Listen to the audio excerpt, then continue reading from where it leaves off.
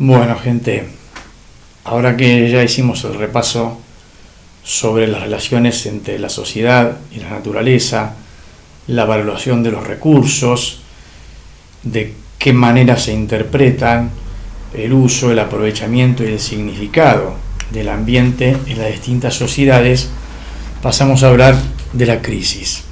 Esta crisis ambiental o ecológica que deja en evidencia que es mucho más que eso, que es una crisis de civilización, de un modelo depredador de los recursos que no respeta el entorno, que deteriora, que contamina, una crisis del modelo de producción, de los hábitos de consumo, muy enfocada en la idea del mundo occidental, capitalista, que viene desde la modernidad, de la filosofía positivista, que tiene una fe ciega en la ciencia, la cual supuestamente iba a resolver todos los problemas.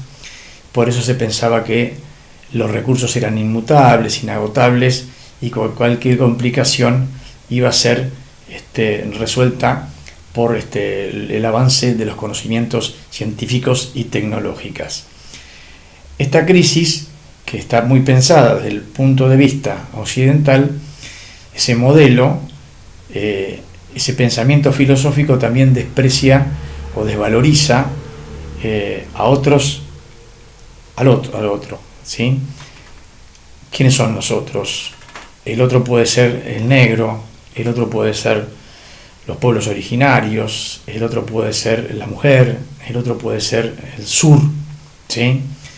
En ese sentido, entendemos que ya no es posible seguir tratando de avanzar sobre los recursos, sobre un planeta que es finito, sobre la biosfera que sufre las agresiones, y al mismo tiempo deja en evidencia también que este estilo de vida insustentable, insostenible, genera una crisis social. ¿Por qué? La visión netamente mecanicista, con esa racionalidad instrumental, ¿sí?, de la modernidad, no le interesan los problemas sociales, la pobreza, la desocupación, la indigencia, la marginalidad, ¿sí?, que después también puede terminar en discriminación. Entonces tenemos ahí una cuestión que está muy intensa, y los problemas del ambiente van a empezar, como habíamos visto el año pasado, del siglo XX, a generar intranquilidad, preocupación. Hay dos libros que marcan un poco al pensamiento de la segunda mitad del siglo pasado. Uno es el de Rachel Carson, una ciudadana estadounidense que escribe La primavera silenciosa, evidenciando que con los problemas químicos los pájaros iban a morir y no íbamos a escuchar su canto en la primavera, y teníamos que acostumbrarnos a coexistir con peligrosos elementos químicos durante toda nuestra existencia. Y el otro es el de Aldo Leopold, un ingeniero forestal que escribe La ética de la tierra, aprovechando sus conocimientos de bioingeniería y ecología, demuestra claramente por qué los bosques no son simplemente un sumidero de carbono, sino que protegen las nacientes de los ríos, evitan la erosión hídrica, son reguladores de los ciclos del agua, al mismo tiempo permiten la vida de otras especies, contienen el suelo, permiten el crecimiento de otros vegetales. Bien, entonces ahí comenzamos a tener una serie de cuestiones que empiezan a preocupar a la sociedad en términos mundiales y se van a evidenciar en el ámbito social, ¿sí?, con los nuevos movimientos, ¿no?, o la sociedad civil, los nuevos movimientos sociales, movimientos antinucleares, ecologistas, estudiantiles, feministas, que en Europa plantean todas esas problemáticas también en América Latina, pero América Latina todavía estaba envuelta en los problemas de la falta de libertad por las dictaduras, en la mala distribución del ingreso, en la falta de accesos a servicios y necesidades básicas insatisfechas, ¿no? Pobreza, desocupación, toda esa problemática propia de América Latina que continúa lamentablemente.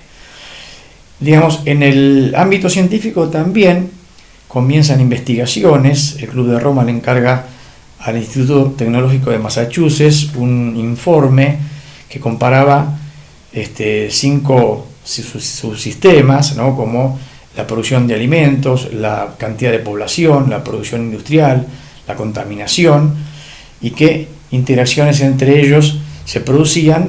Un informe que tiene unos resultados o unas proyecciones bastante preocupantes en ese momento.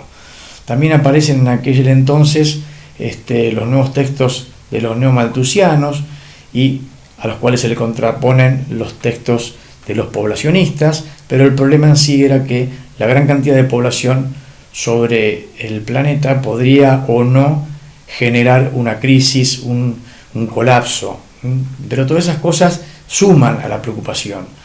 Y en el espacio gubernamental también los distintos líderes de los países, por medio de Naciones Unidas, convocan a una conferencia en Estocolmo sobre las relaciones del hombre con el medio natural o con el medio ambiente. Ahí se realiza un informe, el informe FUNEX, que también es bastante preocupante. A partir de ahí surgen algunos convenios, algunos acuerdos, pero que no logran en ningún caso torcer la situación que continúa respecto de qué manera explotar los recursos de manera indiscriminada, de manera negligente, y que pone en riesgo a las comunidades de los lugares y a toda la población y el planeta en sí. A partir de estas problemáticas va a surgir la construcción de un nuevo concepto de ambiente, un concepto que cambia, que abandona aquella visión reduccionista que era la suma de elementos físicos, químicos y biológicos, y se enfoca en que el ambiente ahora es algo más amplio, que no es solamente un espacio, sino que es la suma de valores naturales, valores sociales, valores culturales, ¿sí? Un ambiente que se entiende como el hogar y sustento de todos los seres vivos que habitamos el planeta. Por lo tanto, desde el reconocimiento, ¿sí?, de este nuevo problema, de estas complicaciones, ¿sí?, de la crisis en sí, va a surgir un nuevo objeto de estudio, que es el ambiente, pero ya es un objeto complejo, diverso, dinámico, con muchas interacciones, influencias mutuas, ¿no?, interrelaciones, cosas que es muy difícil estudiarlo como lo hacía la modernidad, científicamente, con disciplinas por separado, ¿sí?, y que no se integraban en el conocimiento y la investigación de lo que es el ambiente. Recordemos que durante la modernidad estaba, digamos, muy en boga el antropocentrismo, donde el hombre era el centro de todo, que tenía que dominar y controlar la naturaleza, que estaba por encima de las otras especies vivientes, ¿sí?, y que el desafío era como de dominar la naturaleza, cosa que no pudo, y la naturaleza a cada tanto nos demuestra que no se puede dominar, no se puede controlar, ¿no?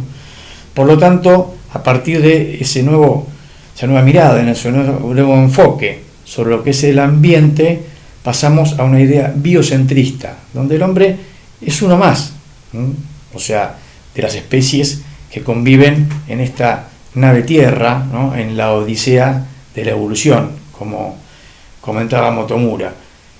Entonces pasamos de una definición, una concepción simple del ambiente, a una concepción compleja, ¿no?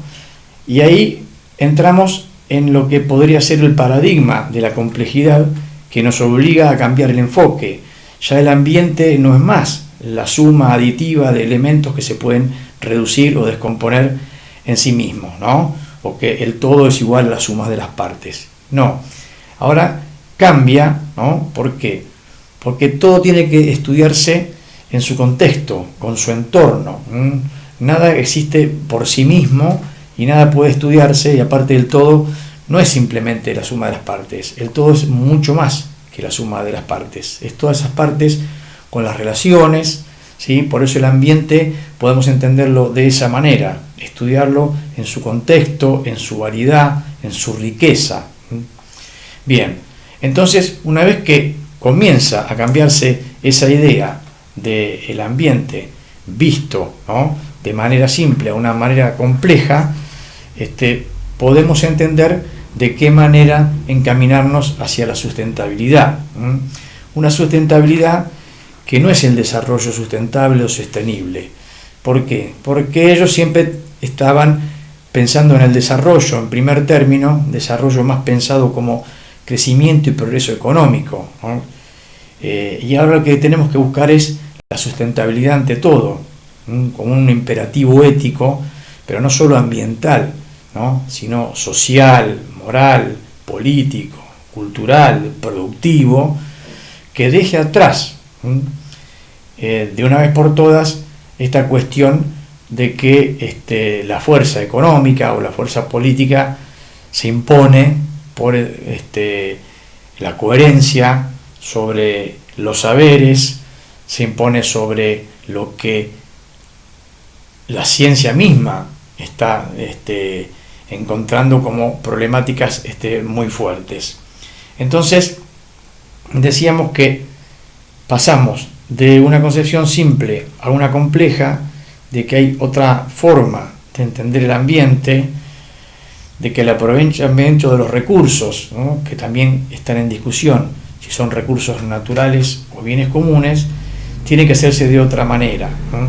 Ese imperativo ético de la sustentabilidad que propone llevarnos a una vida, ¿no?, para el bien común, ¿no?, digamos, priorizando el bien común, el bien social sobre lo individual, sobre la propiedad privada, nos tiene en este momento pensando en una nueva utopía esperanzadora de poder encontrar un camino que nos saque de esta cuestión, de esta crisis tan profunda, que es una crisis moral, una crisis ética, como les decía antes, que no le interesan las diferencias sociales, la opulencia frente a la miseria, la gran tecnología en algunos lugares y la desesperanza en otros, esas cuestiones que como humanidad que habita la biosfera no deberíamos permitirnos, ¿no?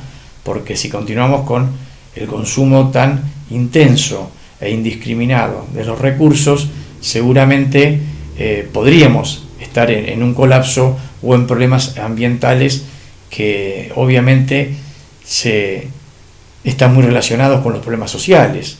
O sea, sin justicia social, sin distribución del ingreso, sin equilibrio, sin una perspectiva moral de cómo vivimos cada uno de los pueblos sobre la tierra, difícilmente podamos evitar el colapso ambiental.